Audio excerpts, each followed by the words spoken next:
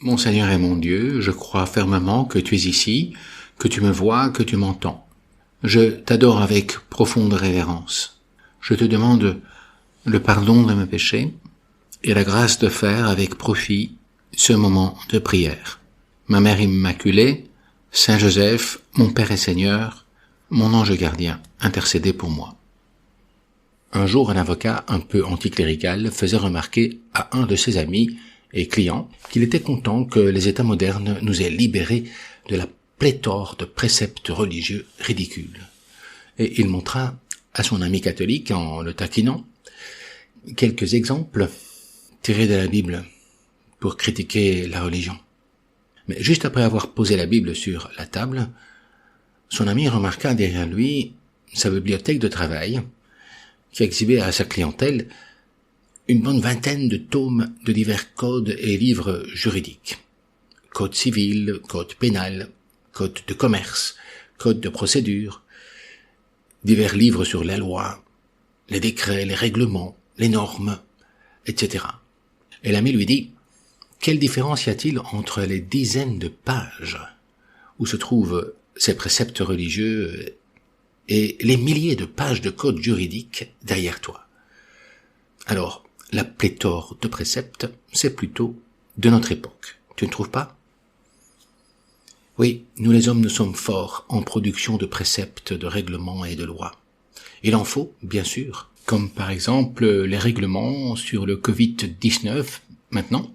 Mais pourquoi aussi accorder presque la même importance à tous ces préceptes?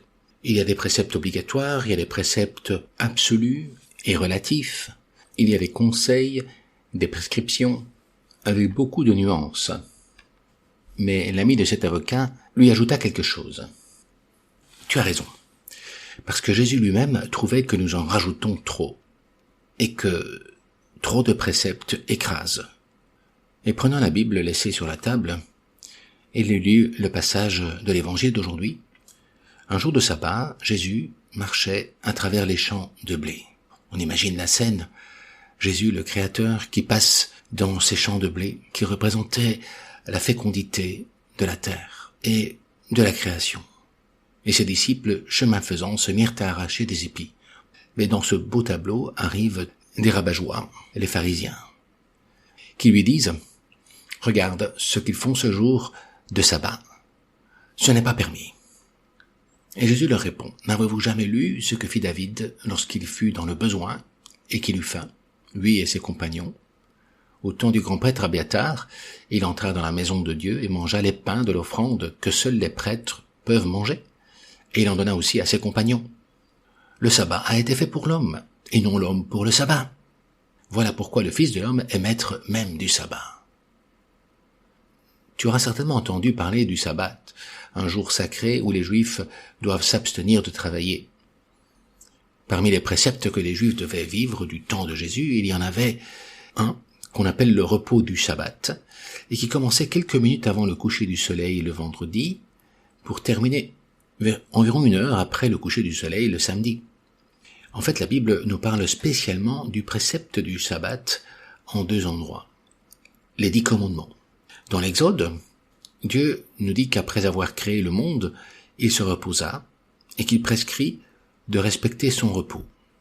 Dans le livre de Deutéronome, il fait référence à la fin de l'esclavage en Égypte, où il n'y avait pas moyen de se reposer. Le travail d'esclavage était continu et dur, insupportable, jusqu'à ce que Yahvé libère son peuple de l'esclavage et finalement lui ordonne de célébrer cette libération par un repos mérité. Dieu, dans sa compassion envers l'homme qui souffre et qui peine, dans un travail parfois harassant, lui demande de se reposer, de prier, de penser aux autres, à sa famille en particulier, de se promener, de bien manger, de fêter, la vie libre de ce jour du sabbat. Ce jour est en quelque sorte le repos en l'honneur du repos du Créateur, un repos avec Dieu et en Dieu, grâce à un culte le remerciant pour ses bienfaits, un repos mérité après le travail. Le problème, c'est qu'après la libération de l'esclavage d'Égypte, les hommes ont commencé à inventer un nouvel esclavage, celui des préceptes non plus du repos, mais de l'inactivité forcée, au point d'aller contre la charité et la paix intérieure voulue par Dieu. Jésus, de ton temps, il y avait pas mal de préceptes, trop même, rajoutés par les docteurs de la loi et les autorités religieuses. Ces préceptes, imposés au peuple, étaient devenus insupportables et inhumains. 180 ans après ton départ au ciel, Jésus, la Mishnah va compiler 39 préceptes à ne pas enfreindre le jour du Shabbat. Par exemple, elle interdit de moissonner, de cueillir, d'allumer ou d'éteindre, de finir un travail, de nouer ou de dénouer une corde, etc. L'accumulation toujours plus lourde de ces préceptes au cours du temps produisit une très mauvaise image de ta religion, Jésus, et aussi de ta divinité et de ton Père, qui apparaissait comme capricieux et rigoriste, loin de votre amour libérateur. Ces pharisiens, avec leurs préceptes inhumains et nombreux, rendent tes préceptes et ta religion détestables, Seigneur, et font facilement tomber les personnes dans des scrupules ridicules. Ceux qui ont inventé ces préceptes leur donnent une importance telle qu'ils étouffent la loi de la charité, l'amour de Dieu et des autres. Ce sont des codificateurs de scrupules. C'est à ce point compliqué à pratiquer que le rabbin Shimon Bar Yochai a enseigné que le Messie n'arriverait pas tant que tous les Juifs n'observeraient pas correctement 2 Shabbats consécutifs.